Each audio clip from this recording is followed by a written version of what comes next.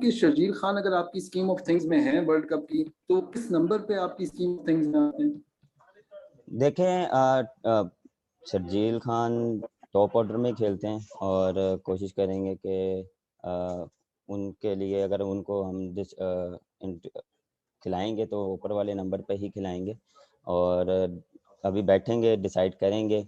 Almost हमने decide कर लिया है। अस्सलाम वालेकुम वरहमतुल्लाहि वबरकातुहू। नाजरीन कराम, पाकिस्तान का मिडिल ऑर्डर मुकम्मल तरीके से फ्लॉप हो चुका है। पाकिस्तान की मौजूदा सिलेक्शन कमेटी गो के खुशदिल शाह, इफ्तिखार अहमद को ज़्यादातर चांसेस देते हुए दिखाई दी जा रही है, या आसिफ अली को भी। मगर आपको बताते चलें कि अब तब्दीली का वक्त आन पहुंचा है। पाकिस्तान टीम वर्ल्ड कप के स्क्वाड के अंदर कुछ नई और नवीली दिखाई दी जाएगी।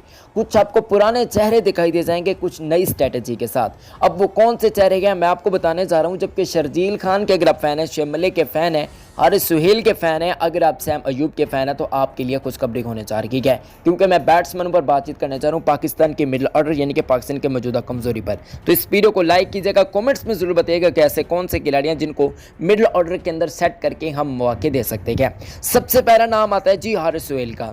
हारिस सुहेल को इस वजह से शामिल किया जा सकता है क्योंकि ये ऑस्ट्रेलिया के अंदर ऑलरेडी खेल चुके हैं। अगर आपको याद हो तो साल 2015 के अंदर इनके परफॉर्मेंस पाकिस्तान टीम की नुमाइंदगी करते हुए वर्ल्ड कप जो कि ओडीआई का था, ऑस्ट्रेलिया के अंदर खेला गया था, वहां पर काफी अच्छी रही थी।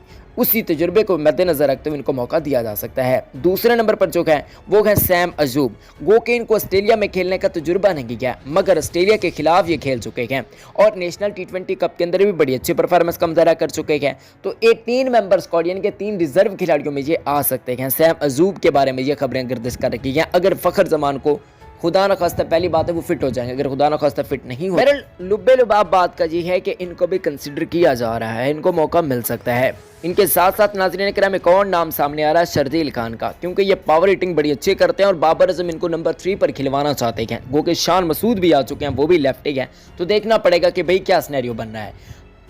अब सैम अयूब को देखें या फिर शर्जील खान को देखें, तो इनकी मशरूत है वापसी फ़खर जमान से रिलेटेड। अगर फ़खर जमान बाहर हो जाते हैं तो इन दोनों में से एक खिलाड़ी वापस आ सकते हैं, यानी कि शामिल किया जा सकता है उस खिलाड़ी को। ये खबरें गर्दिश कर रही हैं।